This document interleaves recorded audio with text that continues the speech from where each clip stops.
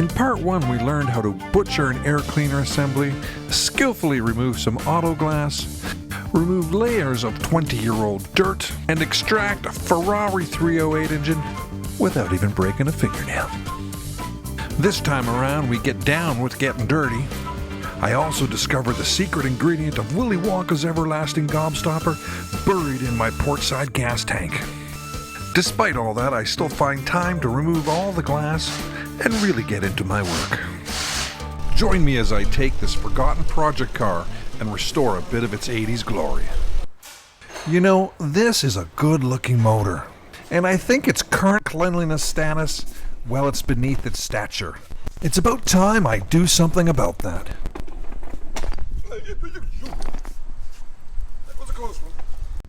So I think I've done a reasonable job of covering most of the ports that go into the engine, but keep in mind that I am going to be pulling covers off and oil pans off, so as long as I don't get too much water in it, I don't really think I have too much to worry about. The pressure washer managed to get most of that crappy paint off the back valve cover, but the front valve cover, it's a little more stuck on. I have to deal with that later.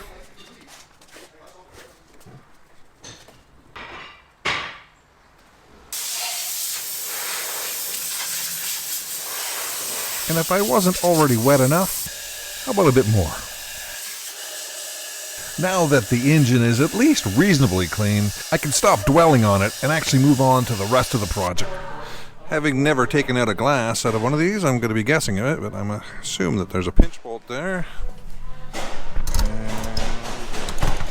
And another pinch bolt right there. So what Ferrari has done here is they have taken a longer bolt and they have made it kind of special.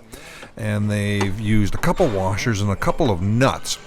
This is totally old school. The glass is attached by friction to the cable. The power window motor moves the cable moves the glass. Pretty simple, actually.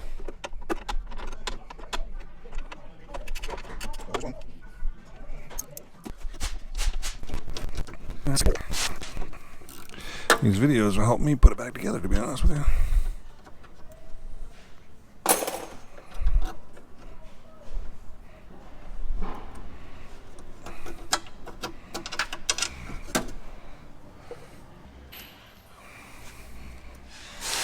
That traps the glass like that. That goes there.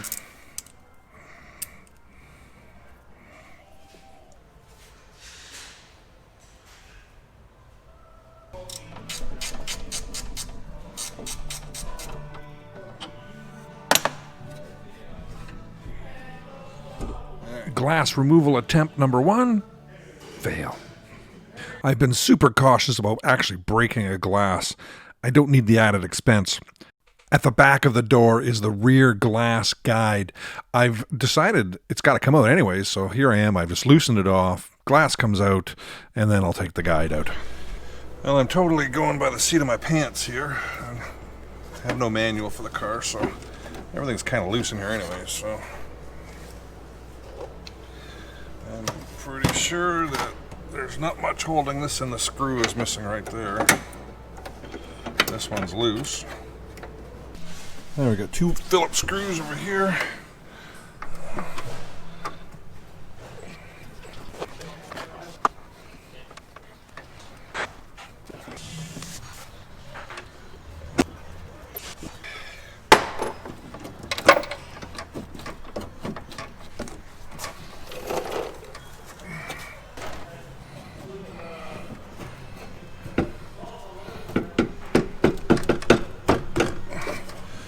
Totally holding my breath right now. Please don't break. Please don't break. Oh, there we go. Look at that. And it's out.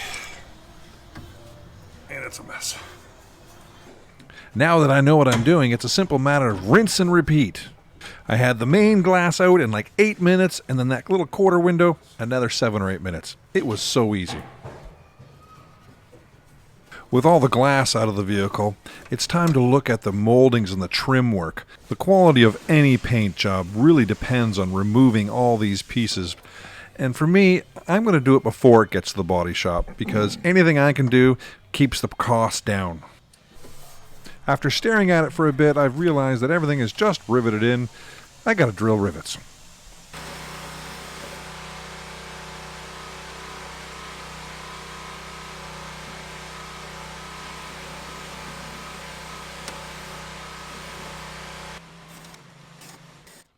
Take a look at the difference between the driver's door and the passenger door, the paint on the inside.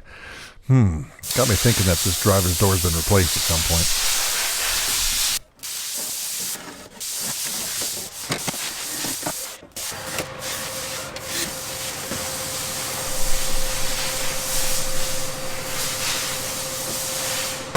There we go. At some point, this car had a very poor paint job. Instead of taking all the moldings and drip rail off, the previous painter just taped it off and sprayed it with the moldings on the car. Hence the paint ridge. Gotta be some Bondo in there. There's some Bondo right there. Hang on. Oh yeah, let's... I think a piece of Bondo just gave me the finger. Or perhaps it was the previous body technician calling me out. Next, I'm going to be moving on to the gas tanks, but I really wanted to finish with the body prep, so I just walked around the car and looked for panels that needed to come off. I found a few.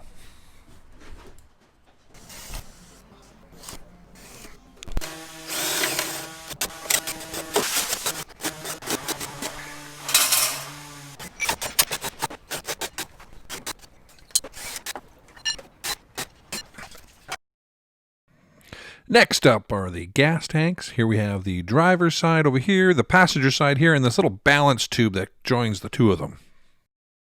And thank you, Ferrari, for putting this very convenient drain bolt. Now, being a Canadian boy, I grew up playing hockey. And I gotta say, I've smelt some pretty darn rancid gear.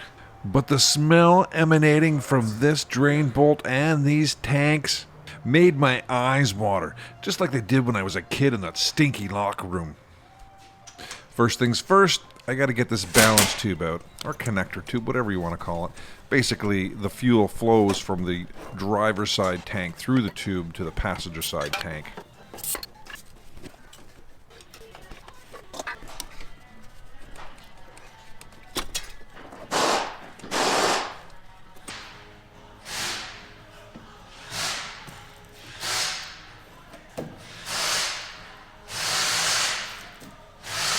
No real reason for starting with the passenger side first. I just decided to start there. With nothing in the engine bay, this should be a piece of cake. I'll get these two straps off and then I'll move up to the fuel vapor lines at the top. Apparently you can service these two tanks and remove them while the engine and transmission are still in the car through the wheel well, but I really wouldn't want to.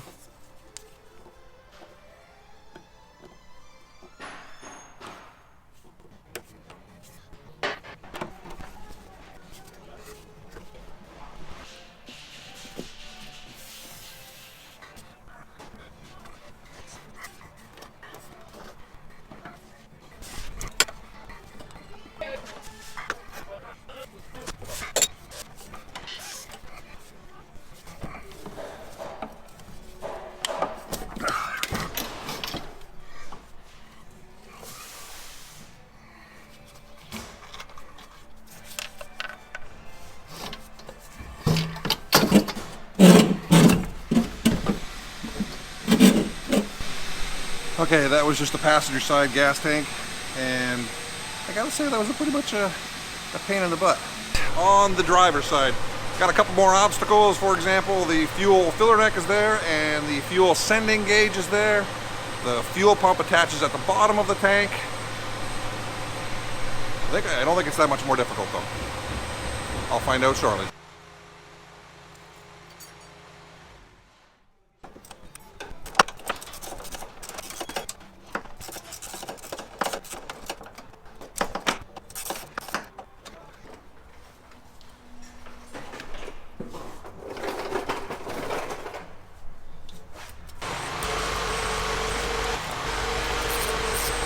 Well, at least the filler neck joiner is going to come off easy, and this represents exactly why I'm removing these tanks. I'm going to be replacing all this rubber. It's rotten. Can somebody pass me a Phillips screwdriver so I don't have to get out of this frickin' contraption again? Yeah, just Phillips number 2 in it, I guess. Should be right there. Thanks. What's that? There's another hose there. How the hell am I supposed to get to that one? Can I use your mill?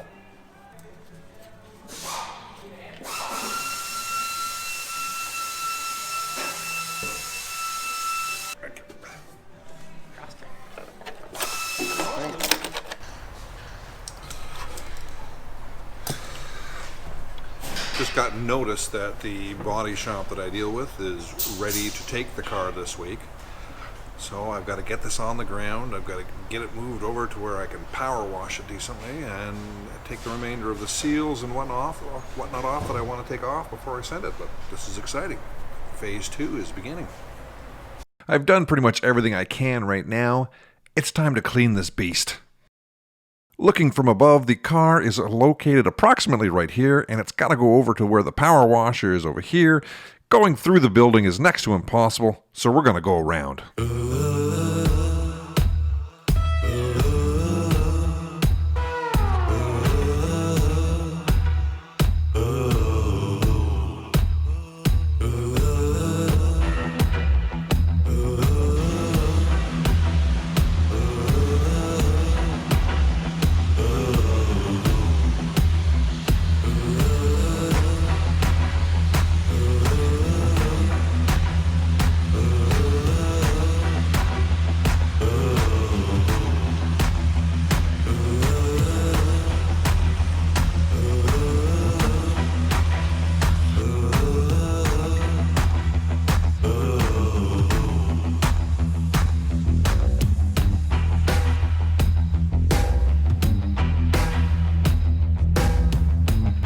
I've been asked a couple times, why am I not doing a full restoration on this car?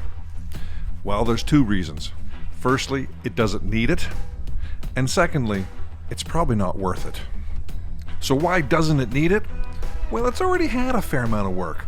After inspecting the car pretty thoroughly, I can see that the rocker panels have been replaced and a whole bunch of other love has been put into this car at some point in time.